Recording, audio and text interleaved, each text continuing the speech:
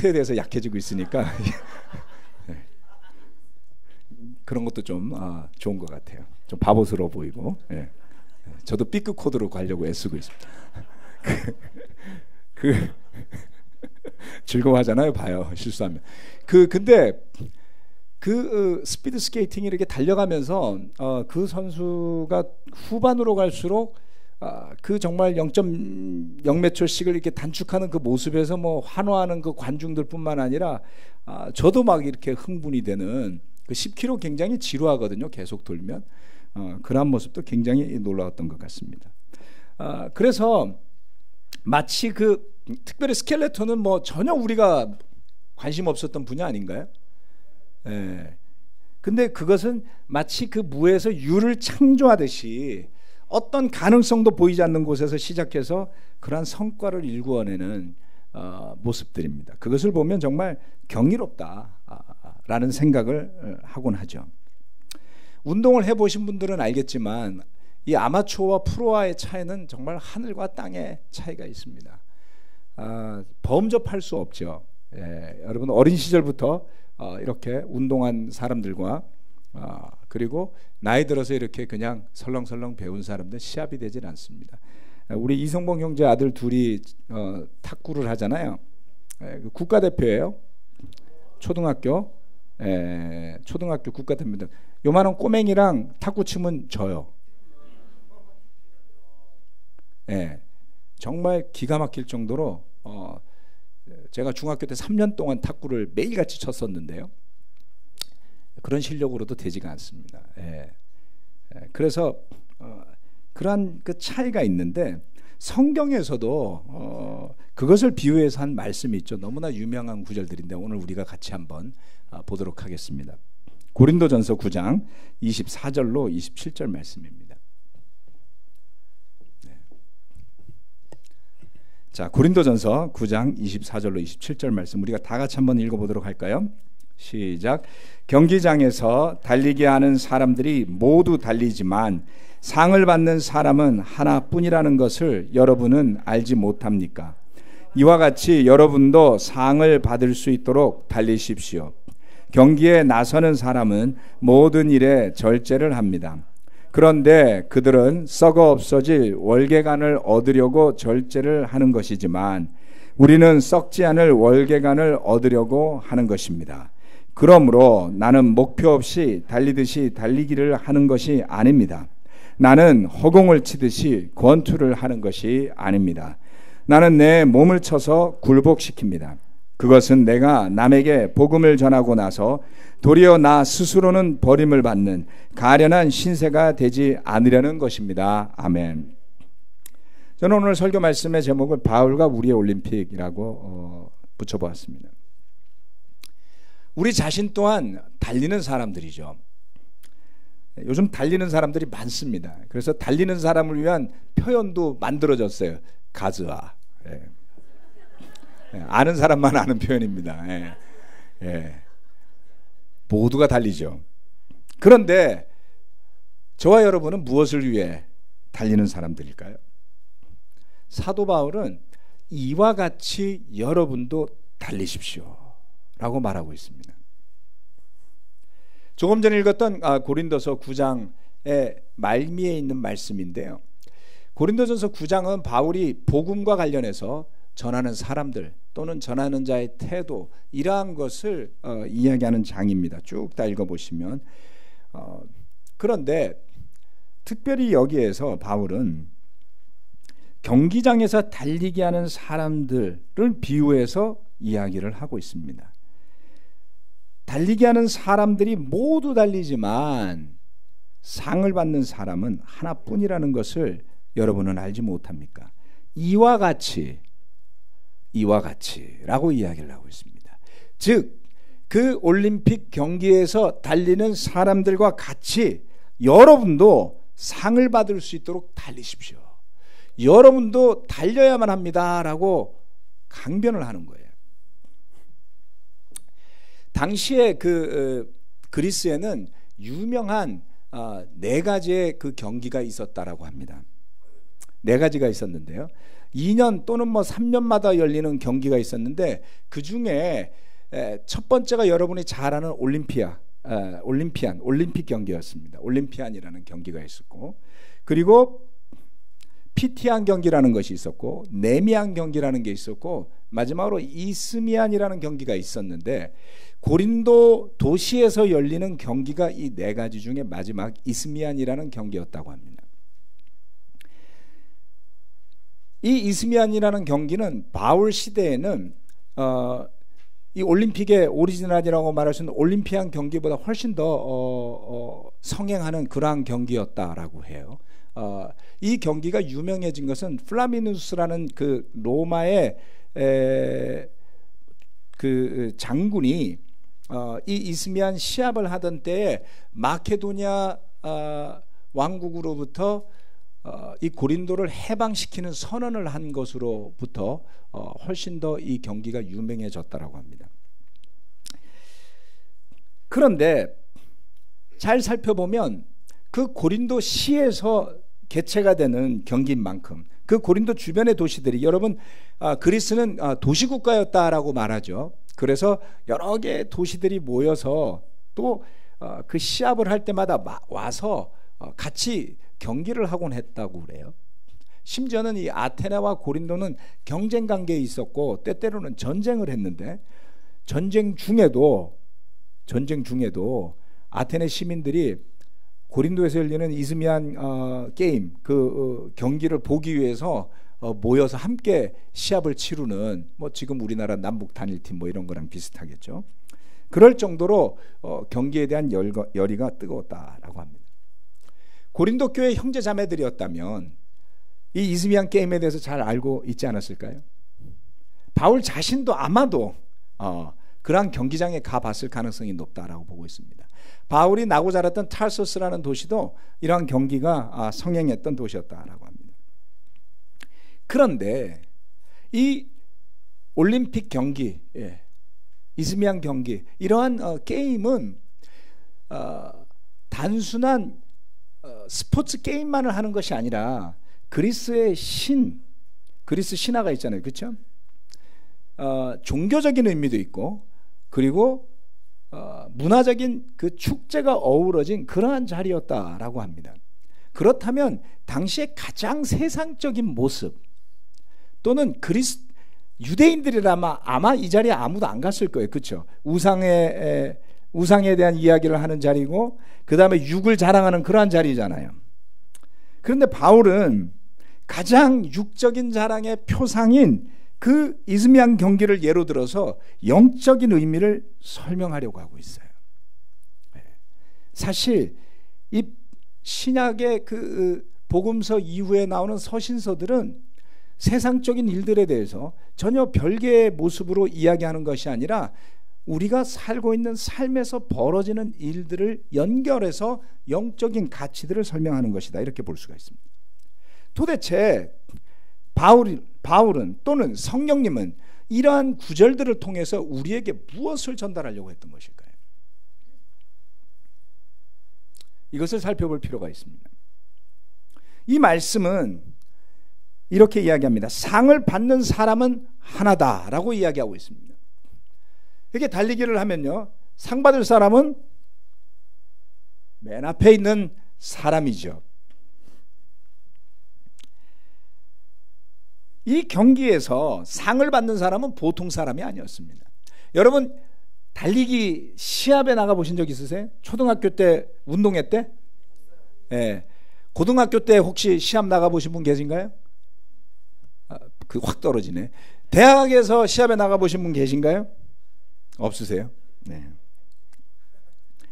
제가 다녔던 학교에서는 스포츠 시합이 늘 있는 학교니까 달리기 대회도 있고, 겨울에는 체육 시간에 매일 스케이트를 탑니다. 저희가 한 12월 달부터 얼음 열기 시작하면은 모든 체육 활동을 그만두고 그 다음에 3월이 될 때까지 스케이트를 타다가 2월 마지막에 가서 중대라고 있으면 중대별 스케이트 시합을 해요. 1학년, 2학년, 3학년, 4학년 나와서 스케이트 시합을 태릉 스케이트장에서 합니다. 스케이트장 트랙이 한 바퀴 도는데 몇 미터죠? 400m 트랙이에요. 예. 자신감 있게 이야기해줘서 고마워요. 예. 트랙이 400m 트랙인데요. 겨울 내내 체육 시간에는 스케이트를 타고 저녁에는 돌아와서 스쿼트를 합니다. 스쿼트라는 게 뭐냐면 다리 운동이죠. 스쿼트를 거의 1시간씩 해요. 매일 땀을 흘리면서. 무엇을 위해서? 스케이트 대회에서 중대가 우승하기 위해서. 12월, 1월, 2월 휴가 3주를 제외하고 3개월 동안 훈련한 마지막 시합을 하는 날 저도 나갔습니다. 잘 타서 나간 게 아니고 그냥 나가는 거예요. 스케이트를 신고, 여러분 타보셨어요? 태릉 스케이트장에서? 이렇게 자랑을 좀 하는 거죠. 얼음이 얼마나 매끄러운지 몰라요. 토요일 날 아침에 시합을 하는데 자신감 있게 출발했는데 반 바퀴를 돌고 나니까 다리에 힘이 다 빠졌습니다.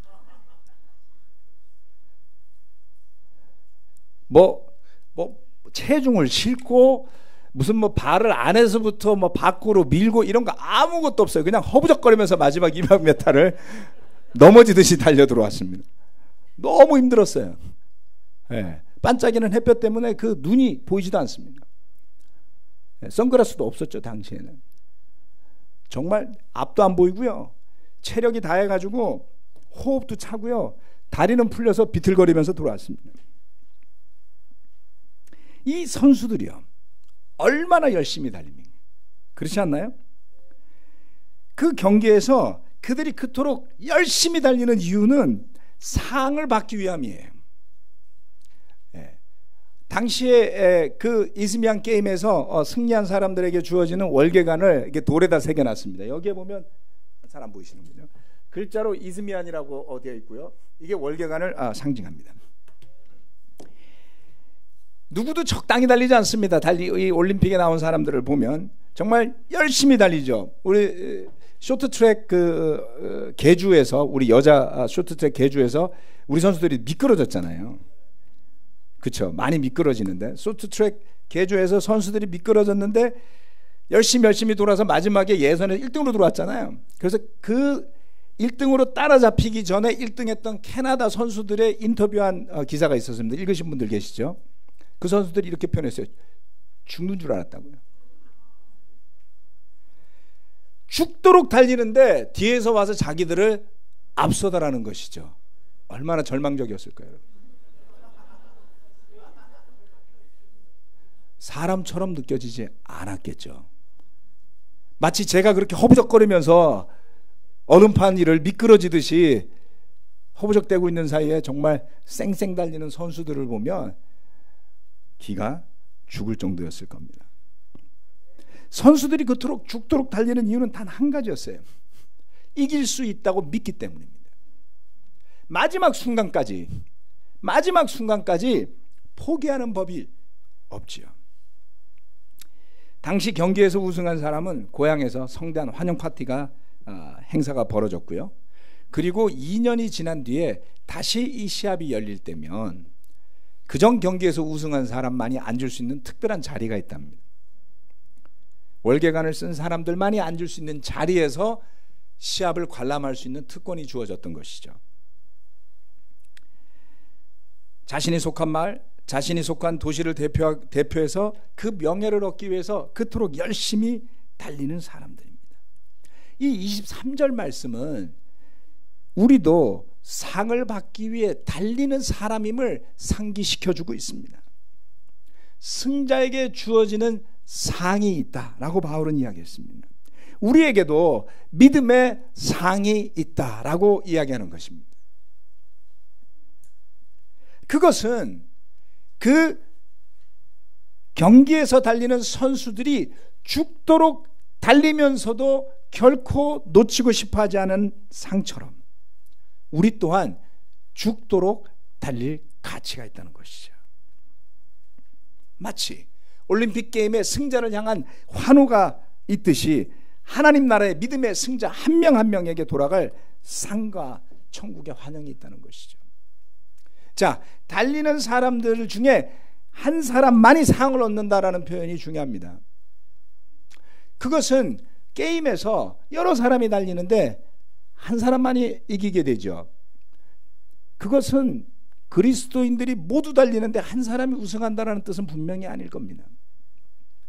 무슨 이야기냐면 많은 믿음의 형제 자매들은 자신의 믿음의 삶을 평이하게 생각할 수도 있어요. 그냥 내 페이스대로 사는 대로 살아도 되는 삶인 것으로 여기면서 살다 보니 고린도 교회 안에는 많은 문제가 생겨나기 시작을 했습니다. 세상적인 것들이 교회로 들어오기 시작을 했어요. 음행이 들어오고 탐욕이 들어오고 술취함이 들어오고 영적인 것과 세상적인 것을 구분하기 어려울 정도로 섞여버린 모습이 되었습니다. 우리라고 다르겠습니까, 여러분? 그때 바울은 이렇게 권면했던 거예요. 여러분, 달리셔야지 됩니다. 그 달리기는 각각이 달리는 달리기인 거예요. 우리 각각이 달리는데 경쟁해야 될 것이 있다라는 것을 의미합니다. 무엇과 경쟁하는 것일까요? 무엇과 더불어 싸워야 되는 것일까요? 왜 그 달리기에서 이기지 못하면 상을 얻지 못하는 것일까요? 이것이 보다 더 나은 그리스도인이 되어서 하늘나라에서 마치 올림픽에서 상을 받듯이 그런 상을 받는 것을 의미할까요? 아니면 그 달리기에서 실패하면 그 상을 받지 못하는 구원을 의미하는 것일까요? 바울은 그 상의 의미와 가치를 너무나 잘 알고 있었기에 고린도 교회 형제 자매들이 익히 하는 그 스포츠 게임을 비유로 들어 설명을 했습니다. 여러분, 달리십시오. 영적으로 일어서십시오. 앉아있지 말고 일어서서 달리십시오. 달리지 않으면 다른 것을 하고 있는 것입니다. 이미 세상 살기에도 힘들고 지쳐 죽겠는데 목사가 교회에서도 달리라 그래요? 죽으라는 겁니까? 네, 그렇습니다. 여러분, 잘못 달리고 있으면 다르게 죽어요. 우리는 잘 달려야지 됩니다. 영적인 가치 속에서, 믿음 속에서 마땅히 하나님께서 예비하신 상을 받기 위해 달려야 되는 것입니다. 두 번째, 바울은 이야기합니다. 절제하십시오.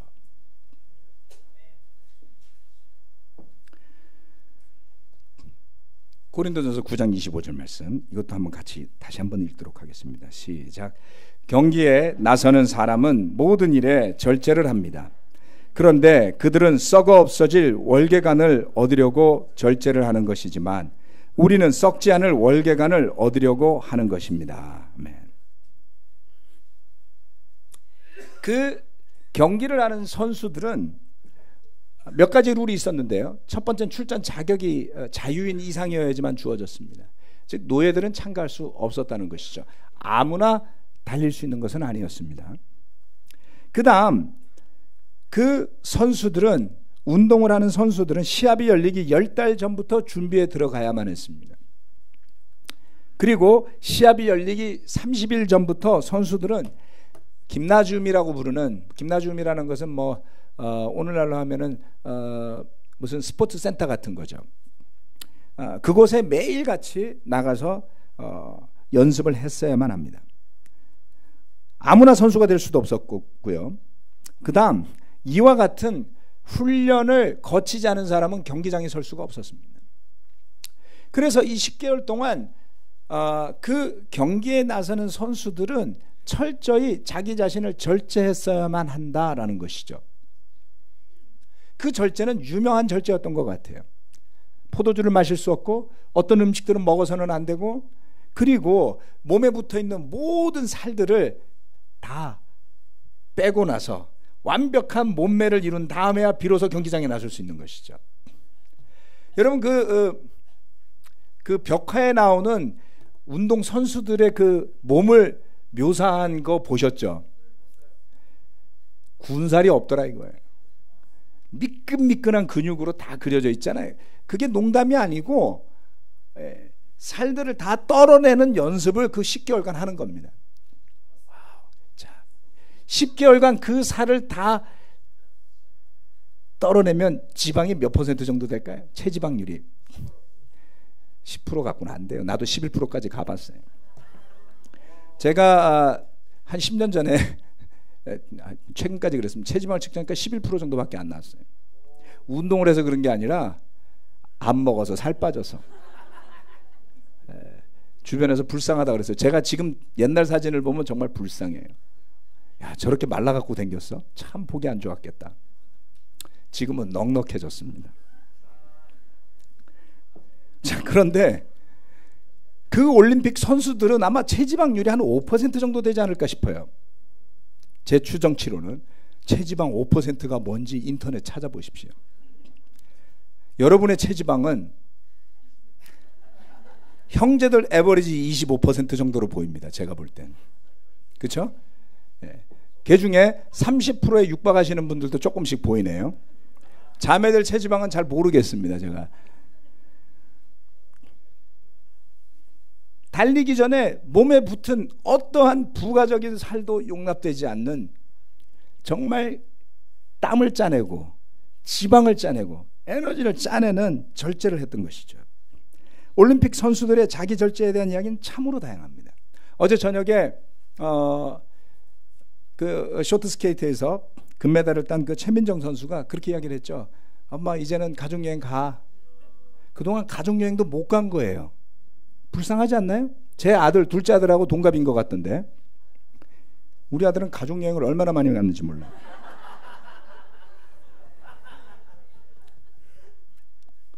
그 중에서도 피겨스케이트 선수들의 이야기는 정말 눈물겹죠. 기사가 이렇게 났어요.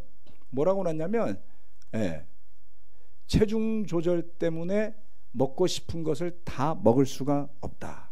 근데 그 기사 제목은 뭐였냐면 목숨을 건 다이어트였어요. 미국 피겨스케이트 선수는 2016년도에 하루를 통틀어서 먹은 음식이 통밀 식빵 3장하고 커피 1잔이었다고 합니다. 와우. 통밀 식빵 3잔과 커피 1잔으로 매일 끼니를 때운 한 달 뒤에 여러분의 정신 상태는 어떻게 돼 있을까요? 우울증에 다 빠져 있겠죠? 와우. 그러면서 맑은 정신으로 웃으면서 우아하게 연기를 해요? 그게 될까요? 안 돼요. 음식뿐만 아니라 훈련도 엄청나죠. 그러면 우리 그리스도인들의 절제에 대해서 이야기를 해봅시다. 경기에 나서는 모든 사람들이 절제를 하는데 그들은 썩어 없어질 면류관을 위해 월계관을 위해 그렇게 하는데 우리도 경기에 나서는 사람들이란 말이에요. 상을 얻기 위해 달리라고 했잖아요. 또한 썩지 않을 월계관을 위해 달리라고 했죠. 그런 우리는 어떠한 절제를 하라는 것일까요? 머리가 약간 혼란하신 분들이 이 가운데 있을 겁니다. 바울은 하나님의 은혜에 대해서 누구보다 강하게 설파했던 사람이었어요.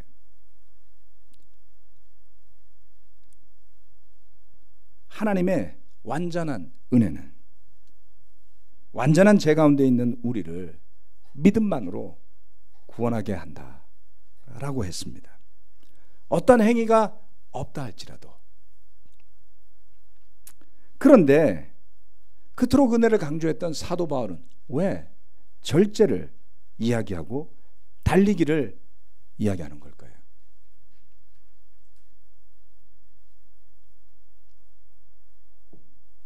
그것도 보통 사람이 아니라 올림픽 경기에 나서는 선수를 예로 들어서 그들의 절제와 그들의 훈련은 상상을 초월하는 것이기에 사도 바울이 여기에서 이야기한 성경 구절 말씀을 보면 그 사람들은 썩을 면류관을 월계관을 위해서 그렇게 하는데 여러분은 썩지 않을 것을 위해서 해야 합니다 라고 말한다면 그 선수들보다 훨씬 더 높은 가치로 높은 집중력으로 그렇게 절제해야 함을 이야기하는 것 아닐까요?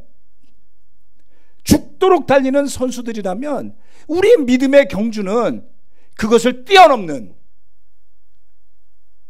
죽도록을 뛰어넘는, 목숨을 뛰어넘는, 상상을 초월하는 달리기와 절제해야 하는 것이 아닐까요? 우리의 논리는 바울의 이 두 가지를 연결시킬 수 없어요. 연결시키지 마세요. 그러면 억지 신학이 나오니까요. 하나님의 은혜도 완전하거니와 그 은혜에 부합한 사람으로 사는 우리의 신앙 또한 완전해야 하는 것입니다. 하나님의 은혜는 우리의 편리를 위해 존재하는 도구가 되어서는 안 되는 것입니다. 내 마음대로 구원받기 위해 인용하는 용어가 되어서도 안 되겠죠. 놀랍고도 완전한 하나님의 은혜는 우리가 어떠한 죄인이라 할지라도 용서하고 구원할 능력과 힘이 있습니다. 아멘. 맞습니다. 그러나 이러한 은혜의 절대적 가치를 제대로 깨달은 사람이라면 당연히 거기에 부합한 변화가 있기 마련입니다. 그러한 사람에게는 그 믿음에 따르는 합당한 열매가 따라옴을 성경이 동시에 말하고 있음을 무시해서는 안 되는 것입니다. 여러분, 우리는 우리 서로를 적당한 언변과 논리로 기만할 수도 있어요. 자기도 기만하고요, 서로도 기만할 수 있습니다. 그러나 하나님은 조롱받지 않는다고 했어요. 여러분의 신앙이, 여러분이 가지고 주장하는 믿음이 혹시 하나님을 조롱하는 건 아닙니까? 제가 가장 두려워하는 것은 이것입니다. 때때로 우리가 옳다고 믿는 것들이 하나님 보시기에 얼마나 허황되고 그릇된 것인지를 지난 20년이 넘는 믿음의 생활을 통해 경험 안 해보신 분들이 가운데 있을까요?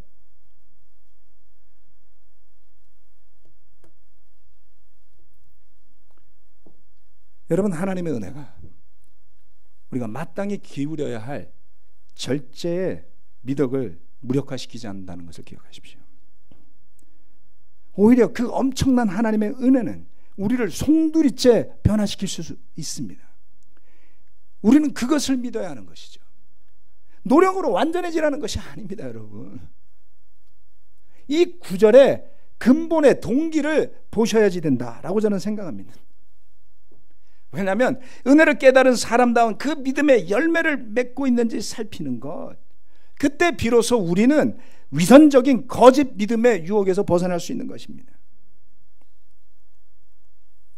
이것이 그 이즈미안 게임에서 주어졌던, 상으로 주어졌던 월계관이에요.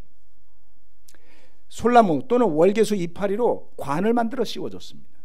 그런데 우리가 받을 월계관은 모양이 없어요.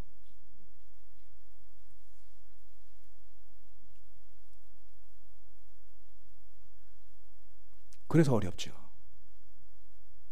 사람들은 금메달을 따면 어떠한 혜택이 돌아오는지 다 알고 있어요. 연금이 100만 원이라면서요. 올림픽에서 금메달을 따면 영국에서는 옥스퍼드 대학부터 시작해서 유명 대학에 그냥 들어갈 수 있습니다. 동메달 이상이면 그냥 들어가요, 여러분. 우습게 생각하지 마세요. 동메달 따고 왜 눈물 흘리는지 잘 모르시죠? 전 세계가 인정해 줍니다. 어디를 가든지 그 사람은 체육계에서 인정받는 사람인 거예요. 엄청난 혜택이 뒤따르죠. 이 월계관은 그와 같은 혜택을 상징하는 거예요. 그런데 우리가 받을, 아이고 어디 갔나 이게? 보이지도 않아요? 생명의 면류관 말로만 있습니다.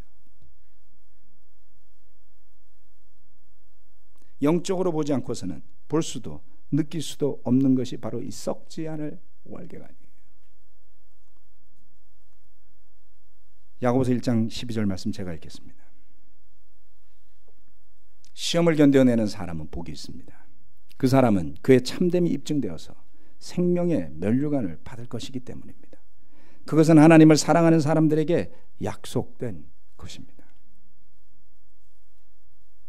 세상적인 눈으로는 보이지 않는, 오직 믿음의 눈으로 봐야지만 보이는 그런 생명의 면류관이 있음을 이야기합니다. 그래서 우리가 우리의 욕심과 죄에 굴복하는 것이 아니라 바울이 이야기했듯이 그 몸을 쳐서 믿음과 복음에 굴복시키는 것이죠. 고린도서 마지막 9장의 마지막 부분입니다. 26절 27절 말씀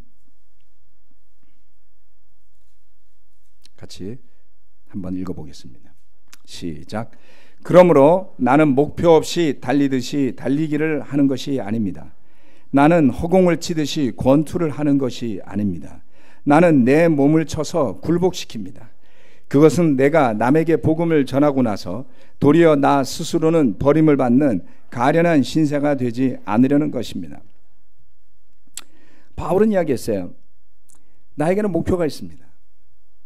달리기를 하는데 그냥 뛰어다니면 정신병자죠. 경기장에서 달려야지 돼요. 트랙을 뛰어야지 돼요. 조깅 코스를 달리는 것이죠. 그에게 목표가 있음을 이야기합니다. 허공을 치듯이 권투를 하는 것이 아니라고요. 권투 선수들이 허공을 치면서 해요. 언제요? 연습할 때. 그렇죠? 아, 권투 도장 생각난다. 비가 새서 물어줬습니다. 모르시는 분들 모르시죠? 예, 지난주 주중 예배 때 이야기했습니다. 예, 주일학교 밑에 있는 주일학교에서 물이 새가지고 그 권투 도장이 물로 넘쳐나서 다 물어줬습니다. 해요. 허공을 연습할 때. 그런데 그 연습은 연습만 있는 것이 아니라 시합을 위해 있는 겁니다. 목적이 있다는 것이죠.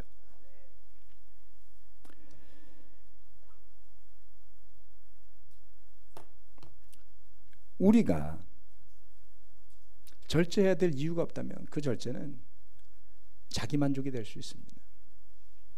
주의해야 될 부분은 바로 이런 겁니다. 모양과 모습은 비슷한데 본질이 달라질 수 있기 때문에 은혜도 행위도 어려운 정의인 거예요. 여러분, 우리는 정말 균형 잡기 어려운 존재들인 것 같아요. 그렇지 않습니까? 어느 한쪽을 강조하면 어느 한쪽이 소홀해지고, 둘 다 하겠다고 생각하면 알고 보면 둘 다 안 하는 그러한 위선에 빠질 수 있죠. 그 위험을 우리가 서로 알고 있으면 어떨까요? 바울은 이렇게 이야기를 했어요. 내 몸을 쳐서 굴복을 시킵니다. 그렇다고 또 자기 몸을 채찍으로 때리면서 죄와 싸우겠다는 분들도 있어요. 그러시지 마세요. 예. 우리의 달리기는 다른 사람과 경쟁하는 것이 아닙니다. 스스로가 맞춰야 하는 자신과의 싸움이요, 죄와의 달리기인 것입니다. 바울은 형제자매들에게 그 달리기를 멈추지 말고 마지막 승리를 얻을 때까지 달려야 한다고 옆에서 목소리를 높이는 코치와 감독의 역할을 지금 하고 있어요. 고린도 교회 형제자매들에게. 그런데 이 마지막 구절들은 하나의 힌트를 줍니다. 궁극적으로는 자기 자신이 여전히 몸을 쳐서 굴복시키는 존재임을 이야기하는 거예요. 그러지 않는다면 도리어 복음을 전하고 나서 스스로가 버림을 받는 가련한 신세가 될 수도 있다. 이건 뭘 의미하는 걸까요? 구원을 잃어버리는 것을 의미할까요? 아니면 사도로서 부르심을 받은 그 역할을 다 감당해내지 못하는 것을 의미할까요?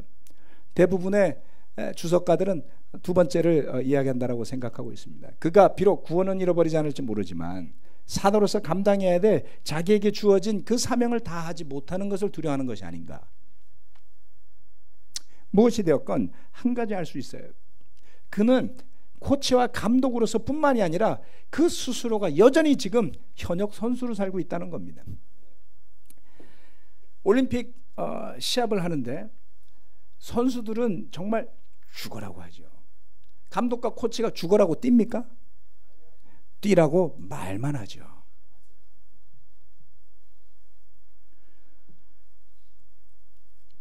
저는 여러분 코치입니까? 선수입니까? 고맙다 원호야.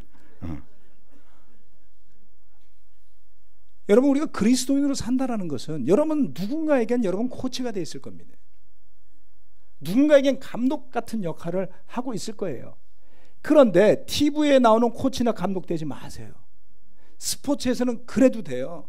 오직 한때에만 그 메달을 향해서 참다가 끝나면 먹고 싶은 거 마음대로 먹고 하고 싶은 거 마음대로 하고, 한때 금메달리스트였던 선수들이 나오는데 보니까 상당히 여유 있더만요.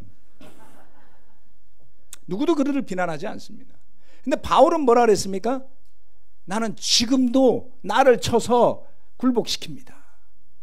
저는 지금도 영적인 현역 선수입니다 라고 말하는 거예요. 그래서 바울이 그처럼 달려야 한다, 절제해야 한다 라고 말할 때 그것을 반박할 수 없었던 이유는 그가 그토록 은혜를 설파하면서도 누구 못지않은 열심과 헌신으로 그의 믿음의 달리기를 지속했다라는 것은 무엇을 보여줍니까? 위선적이지 않은 진실된 신앙의 중심이 그에게 있었음을 말하는 것이 아닐까요? 오늘 말씀 전할 때 저는 형제자매 여러분들이 오해가 없으시기 바랍니다. 행동을 강조하는 것이 아닙니다. 여러분, 누가 달리겠습니까? 누가 절제를 하겠습니까? 행위에만 초점이 가 있는 사람들은 율법주의로 흐르고 말 겁니다. 그래서 왜 달리는지를 잊어버린 채 달리기만을 평가하려고 하겠죠. 왜 절제하는지를 잊어버린 채 절제 모양에만 관심을 두게 되겠죠. 그러면 오만해지는 사람과 늘 패배주의에 젖어 사는 사람으로 양분될 수밖에 없어요. 그게 아니라 바울이 왜 그처럼 달리려고 했는지를 생각해 보자는 겁니다. 복음이 그에게 어떠한 가치였기에 그는 그렇게 달려야 한다고 믿었던 것일지. 위축되지 마십시오. 나는 이미 세상살이에 지쳐 있는데 거기에 뭘 더 달리라는 거냐 라는 걸로 받아들이지 마세요. 제발. 우리 마음이 있다면, 우리 믿음이 있다면, 하나님의 은혜가 내 안에 거주한다면, 내재된 성령님의 능력으로 그 보이지 않는 생명의 면류관의 가치를 보고 살 수 있다면 달리고 싶지 않을까요? 물론 저도 지쳐서 걷고 싶을 때도 있었고요, 앉고 싶을 때도 있었고요, 앉아본 적도 있습니다. 지금은 몸 풀고 있는 중인 것 같아요. 무슨 말씀이냐면 그럴 수 있어요. 괜찮아요. 포기하지 마세요. 그리고 여러분이 아실 거예요. 마음의 동기가 살아서 움직여서 그 복음이 뜨겁게 살아있던 그 경험들이 있지 않을까요? 그래서 달리고 싶은 열망 가운데 있는 자신을 기억해 보시기 바랍니다.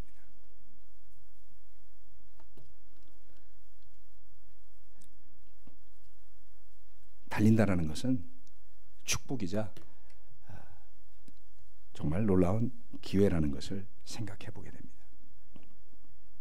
그러나 달리는 것 또는 절제하는 것 그 자체가 목적이 아닙니다. 우리 안에 있는 성령님의 힘을 얻어서 뜨거워진 영적인 동기가 우선되어진 달리기의 최고의 선수들이 되시기를 저는 바라고 기도하겠습니다. 말씀 마치겠습니다.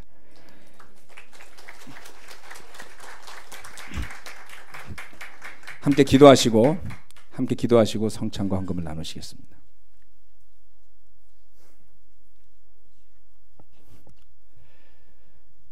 전능하신 하나님 아버지,